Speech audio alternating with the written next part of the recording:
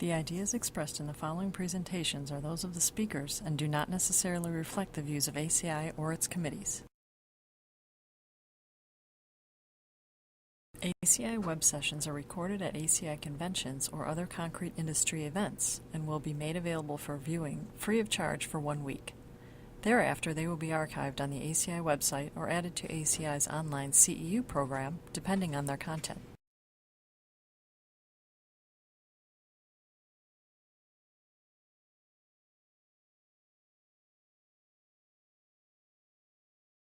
Well, Jess, thank you very much for the kind introduction. Thank you very much for the invitation, and thank you very much for all of you to be here today. And I'll be talking very briefly of what happened in these two earthquakes of September 7 and September 19 in Mexico City. And this is what I'll be talking to you in these very few minutes. Give you some background on the seismicity in Mexico and also on building codes. I'll be talking about the September 7 earthquake of magnitude 8.2. Afterwards, about the earthquake's magnitude 7.1 of September 19. And I will finalize with some summary, some lessons learned, and what we are doing for the reconstruction efforts. In August, September, Mexico suffered 2 earthquakes, 2 tropical storms, and 3 hurricanes. And as you may imagine, the country has been stressed to the maximum, I will say, and all the emergency response teams have been working for about 2 months so far in a very stressful manner. And most of the damage in these, because of storms and hurricanes and earthquakes, occurred from the middle part of the country down. And so that has been even worse because some locations were affected by hurricanes and by earthquakes and of course, damaging infrastructure and people themselves. This slide shows the different ruptures of earthquakes along the history in Mexico. You may see here on the left-hand side, this corresponds to an earthquake that occurred in 1932, which before the September 7th was the largest earthquake recorded ever, until, of course, it came this earthquake with this epicenter here that ruptured and filled this gap that seismologists had considered to be a seismic gap. So that was a portion of the intersection of plates, the Caucasus plate and the North American plate, in which there is a subduction zone here. The seismologists thought that there was no reason to believe that there were going to be earthquakes in that zone. Well, they were wrong, and the 8.2 magnitude earthquake occurred in this area. And this is the September 19 earthquake that is very close to Mexico City, 120 kilometers away from the capital city. The country, in terms of the seismic design, is divided into 4 regions. Regions with high seismic hazard and medium high seismic hazard, which are shown here in orange and red, includes about 54 million people living there. So it's a large part of the population in Mexico that live in these high seismic areas. The country does not have a national building code. It has, like in the U.S., a federate system or federal system that allows the municipalities to develop or to adopt any code they wish. And typically, the Mexico City Building Code is used as a model code in several parts of the country, and that is good in the sense that there is a code that is very well developed, but also is a code that is developed for the circumstances that occur in the city with subsoils, the regime of earthquakes, the regime of wind, and the materials that are available. In the case of Oaxaca, which is where the earthquake occurred, in Chiapas, there is a local code in Oaxaca. There is no local code in Chiapas, so that made things a little bit more complicated. This is information from the first earthquake. It's a magnitude 8.2.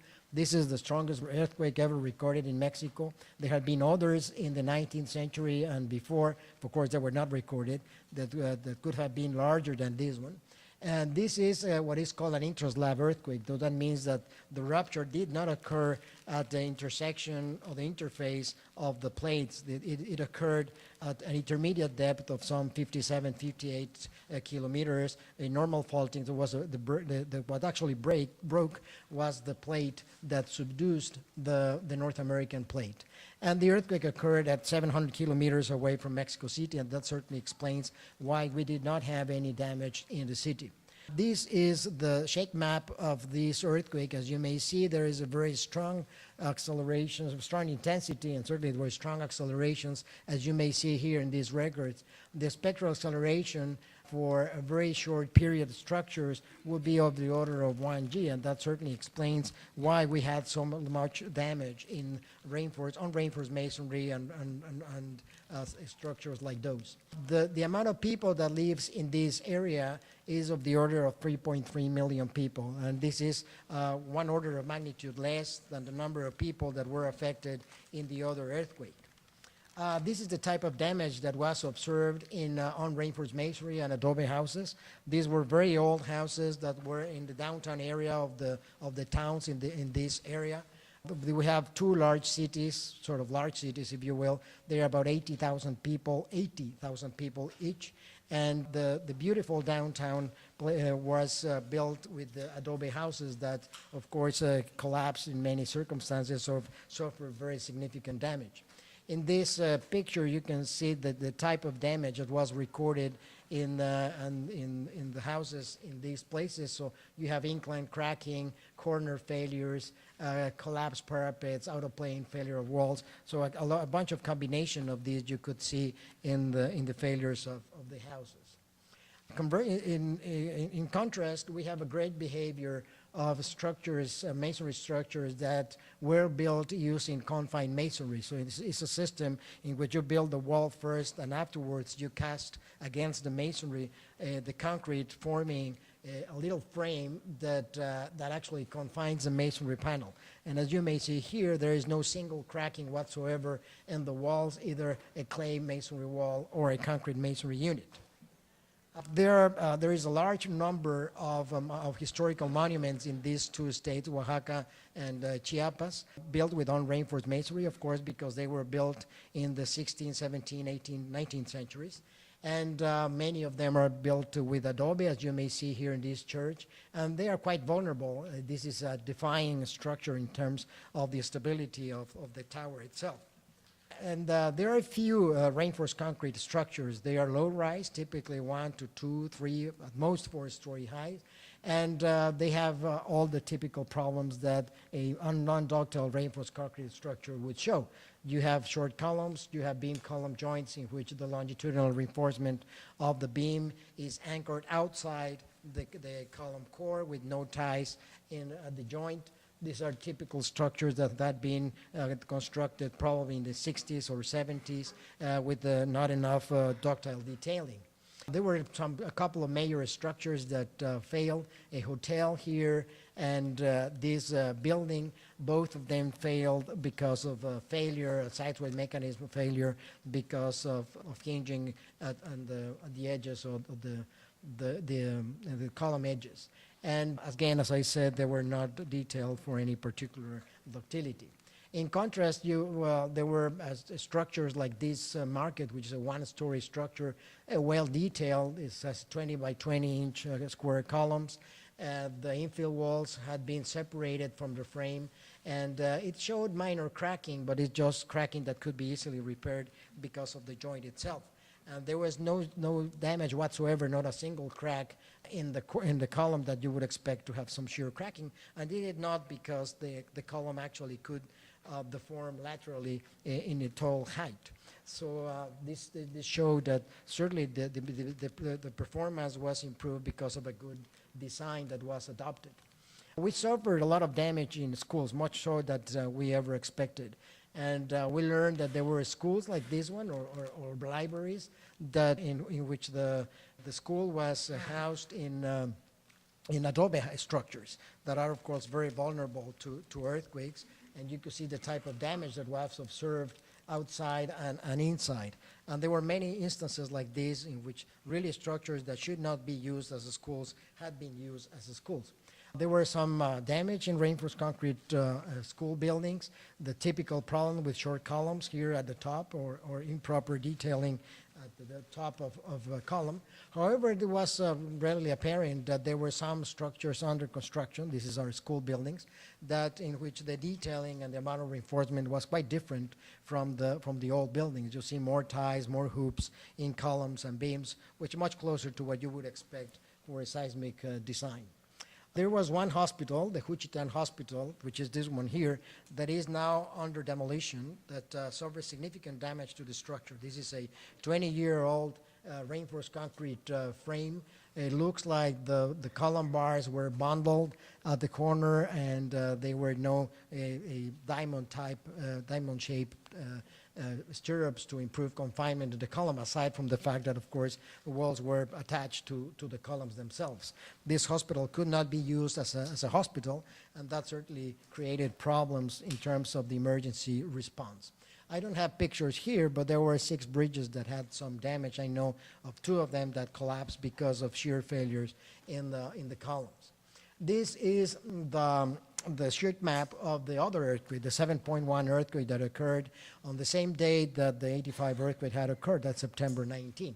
The epicenter, again, is similar to the one, or the failure mechanism is similar to the one that occurred in the September 7. It's an intraslab earthquake. And now with the difference is that the other one dips very heavily, some 55 degrees or so, that makes that the epicenter is in the ocean. Here, this is a much shallower, the inclination of the plate subducing the North American plate, so that when it breaks, the epicenter is in mainland Mexico. So this is the distance from Mexico City, as I said, 120 kilometers. And this is significant because from one part of the city to another part of the city, there are some like 20, 30 kilometers. So 120 is a close distance to Mexico City. These are a couple of photos that I took. I was in a meeting right during the earthquake in a 25th story or a 44-story structure right across from the American Embassy. If you have been to Mexico City, the American Embassy should be somewhere here. This is the Independence Monument. Nothing happened to the structure in which I was. I really was hugging the column, but I couldn't hug the column. The column was too big. But I was very closely attached to the column during the earthquake. And I was with a gentleman that had never experienced an earthquake, so he was pale white. So, and of course, after the earthquake, after we composed ourselves, I took these pictures, and you can see these clouds of dust that corresponds, unfortunately, to some of the collapses. As I said, the population that was exposed to this earthquake, if we take this radius of 150 kilometers, is 30 million people. Of course, 20 million of those live in Mexico City, which is, of course, the largest city there, the largest city there. These are some of the records that were measured near the epicentral region. One of them, the response spectra, the peak at about 0.2 seconds, reach a peak of the order of 1 G. And this is the closest that we recorded near the epicentral region. Similarly, in the city, there were very large accelerations in PGA and spectral accelerations, and the largest accelerations in some places that we have ever recorded. And but we recorded in different places from the ones that we recorded in 85.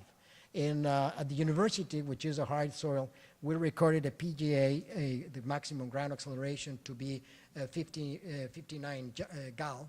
Just remember that the gravity acceleration is 981 gal, and which is double this 59 to the one that we measured in 1985.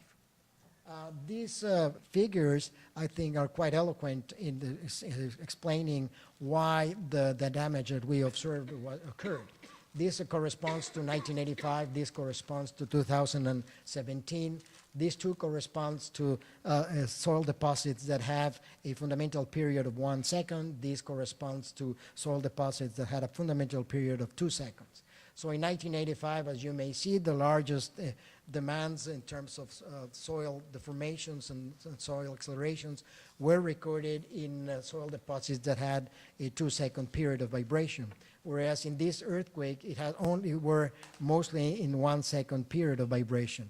And this has to do with the frequency content of the earthquake that excited more this type of deposits. And as I will show you in the next slide, most of the damage in 1985 was concentrated here.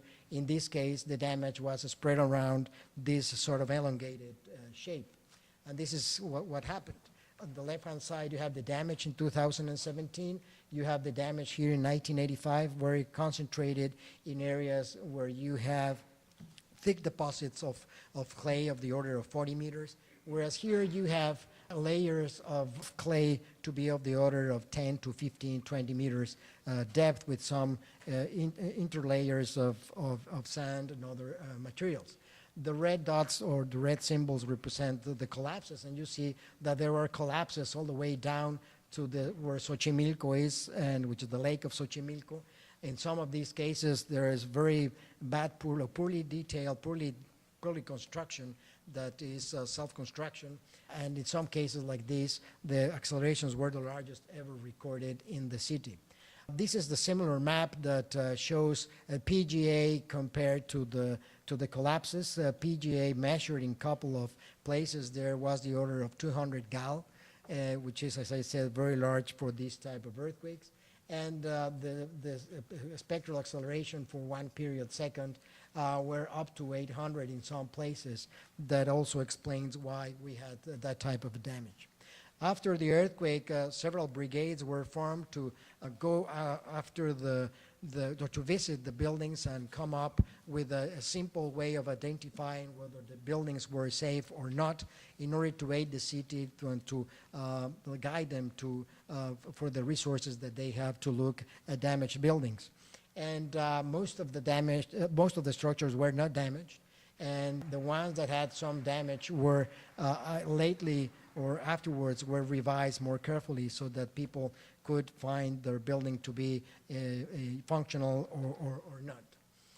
We had all this information in a database that has produced maps like this one. All these correspond to the 32 collapses that we have in our database. And this map here shows other types of failures that were recorded, whether for water mains, gas leaks, problems with electricity, problems in the subway, or so. Interestingly, the city 24 hours after the earthquake was mostly functional. I will say that although we lost a little bit of water supply on the southeast part of the city and some power in some places in the city, 24 hours the city was back in place functioning, which is quite different to what happened in 1985. So we could claim that the city has become more resilient, but not enough. These, out of the 32 collapses, they were some of the features of these buildings. Of course, if you add them up, there are more than 32, because some of these buildings may have ground open stories and have a flat slab and be at the corner. But there is a prevalent damage in buildings that were either at the ground open story that is being used as a parking of commerce, or were at the corner, flat slabs, pounding, or certainly they lack of ductile detailing or even enough strength.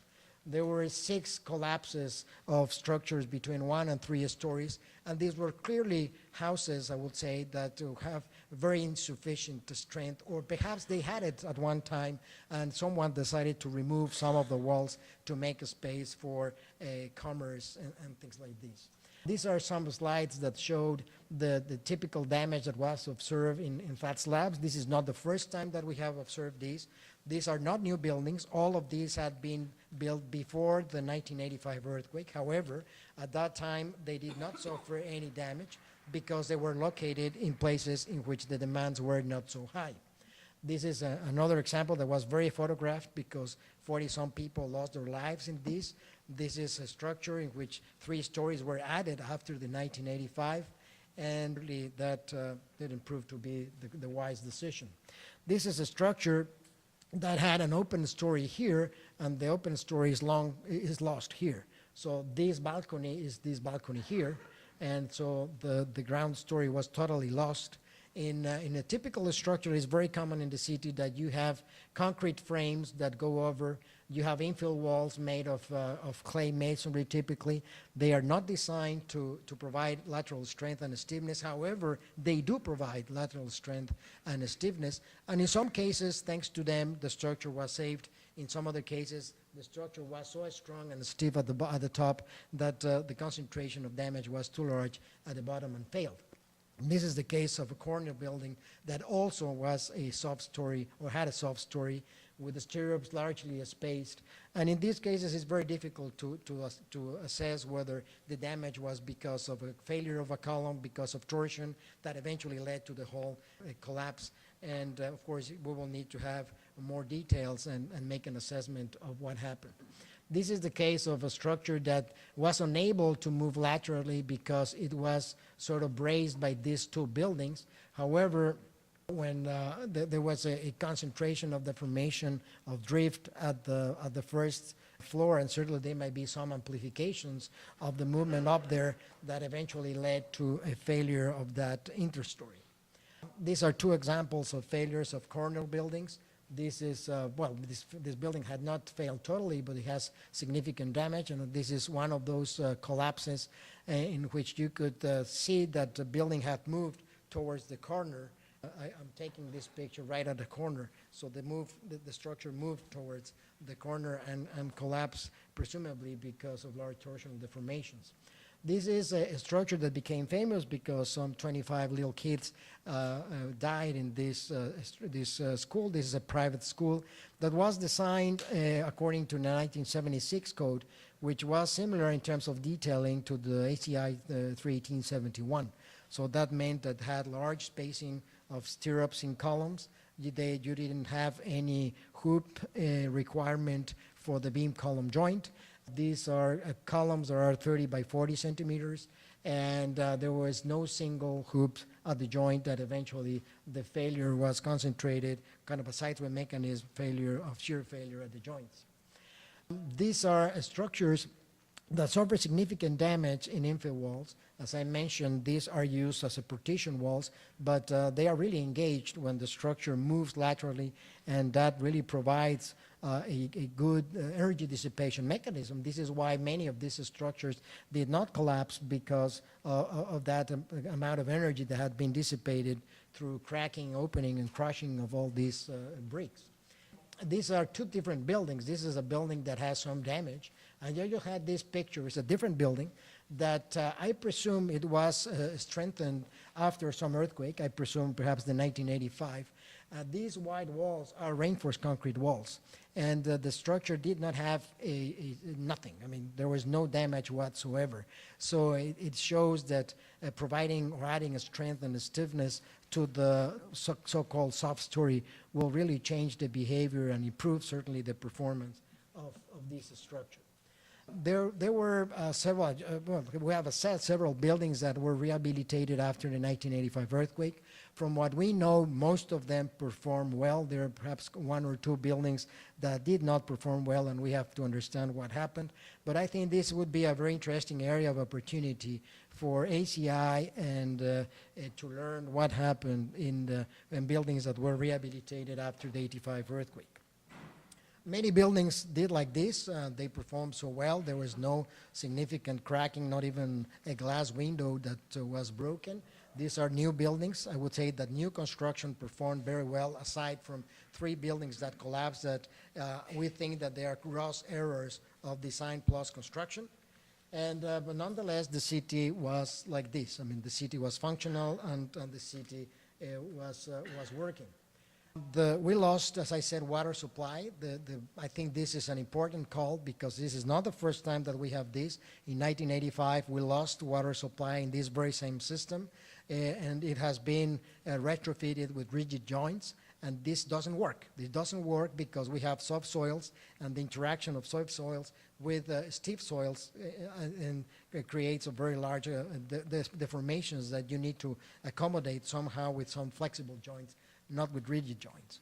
This table summarizes the damage that was observed in the earthquake. 477 people unfortunately lost their lives, and 98 in the first earthquake, and 369 in the second earthquake, 228 in Mexico City itself.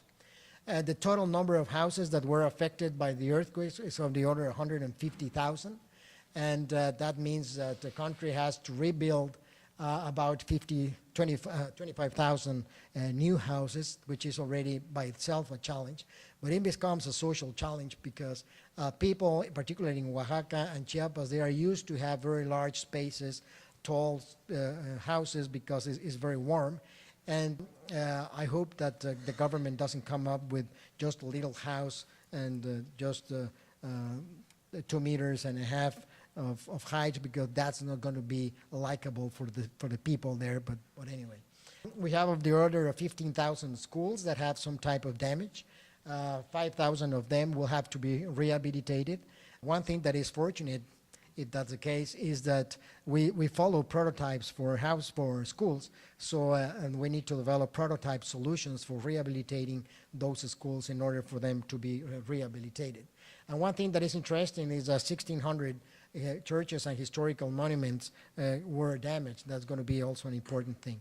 These are my final slides. Lessons learned: we need to be more professionals to professionalize the emergency response. There was a lack of coordination, much better than in '85, but still, we think there are ways that we should improve here. And certainly, we need to develop a research and development agenda for earthquake design. And this, I think, will be a very interesting opportunity for international collaboration, particularly with the U.S., as we have done in the past. Of course, we need to have a much stricter enforcement of the code. I think this is by all means the most important lesson. And we need to have more and better trained structural engineers. I think we have to learn what happened in these vulnerable structures and use this example to develop this resiliency plan. This is something that the mayor of the city is interested in developing with these main objectives. Of course, the most important one will be to protect life of the citizens, understanding that any intervention to the city is going to take a long time to be developed and to be finalized. What we have proposed is to have a stage 1 in which the standards for design and construction, which had already been revised, and they are almost ready, I will say 95% ready, to be finished in the next couple of weeks. And this is going to be issued along a new standard that actually we turn it in on September 18 for peer review of structural design. And this will come along with the new reconstruction standard. So that this package is to be presented and to be announced in the next 3 weeks. And the stage 2 is an actual resiliency plan in which we should strengthen buildings, the drinking water system, electricity system, and the telecommunications system. In terms of the buildings themselves, one of the first things that we have to do, of course, is with the inventory of the buildings, and we'll see what kind of inventory we have, is to come up with a plan for evaluate and eventually rehabilitate schools, hospitals, and markets. The same thing with historical monuments. And of course, with buildings that we know that they are vulnerable, that they may have not suffered any damage this time, but that they may suffer any time soon with another earthquake. We just remember that the earthquake that we are waiting for, our large one or a big one, it will come anytime from the state of Guerrero, where Acapulco is, the northern part of Acapulco, and that's the closest distance from the coast to Mexico City, and we're waiting an earthquake that could be of the order of 8.2, 8.4 magnitude. So that will shake the city quite a bit, and we are not prepared for it. So this is a window of opportunity to prepare for this kind of earthquake. And I'm just finishing with this internet address where more information, if you want to look into it. The only bad thing is in Spanish. However, there is a lot of information there and resources that you can look into it. And I will put my presentation, if there is no problem with ACI, in this website, and have my presentation there. So thank you very much.